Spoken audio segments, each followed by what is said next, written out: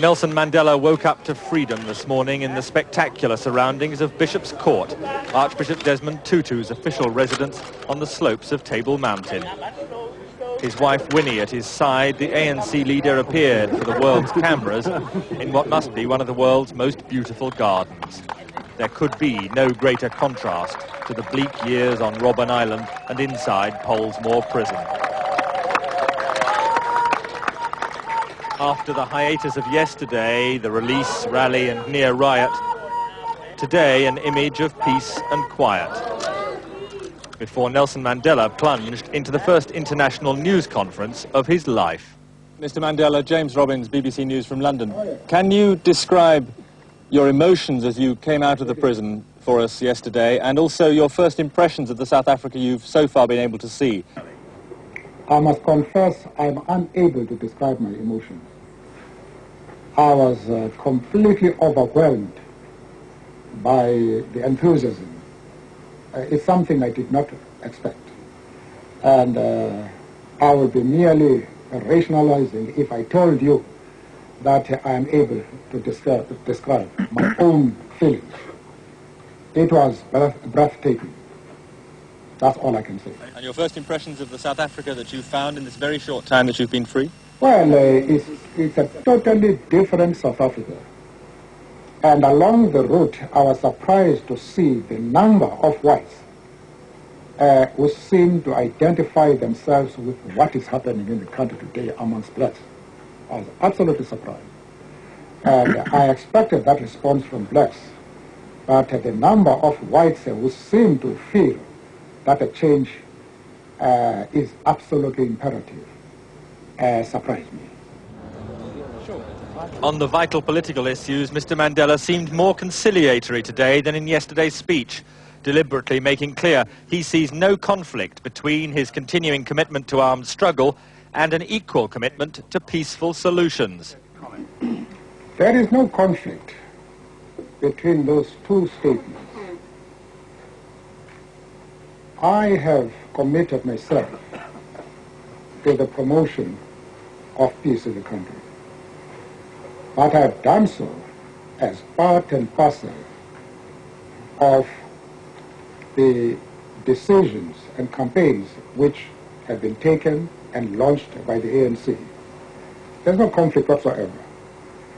There is not a single political organization in this country, inside and outside Parliament, which can ever compare with the ANC in its total commitment to peace. And the armed struggle is merely defensive. It's a defensive act against the violence of apartheid. But we remain committed to peace. And if the government gives us the opportunity, if they normalize the situation, we are ready to make a positive contribution towards the peaceful settlement of the problems of this country. And Mr. Mandela was concerned to try to dispel white fears of the ANC.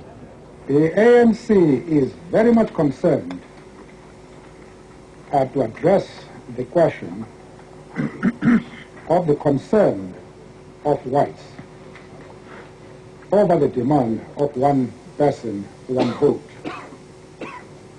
And they insist on structural guarantees, that is the whites, to ensure that the realization of this demand does not result in the domination of whites by blacks. We understand those fears, and the ANC is concerned to address that problem and to find a solution which will suit both the blacks and the whites in this country.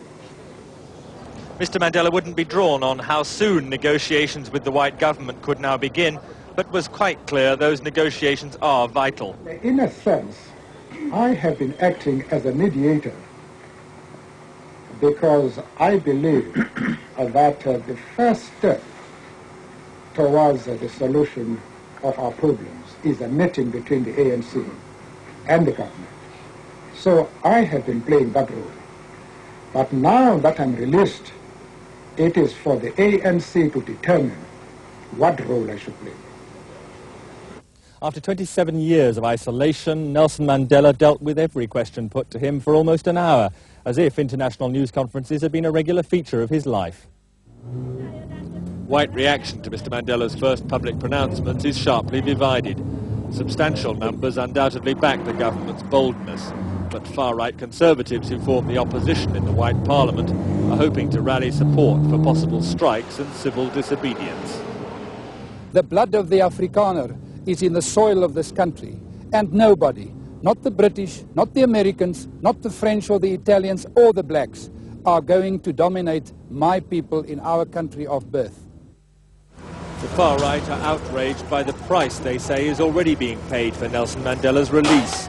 Windows broken, shops looted by a very few of the thousands who welcomed Mr. Mandela to Cape Town yesterday. The government is insistent the price in conflict of keeping Mr. Mandela jailed and the ANC banned would be far higher. James Robbins, BBC News, Cape Town.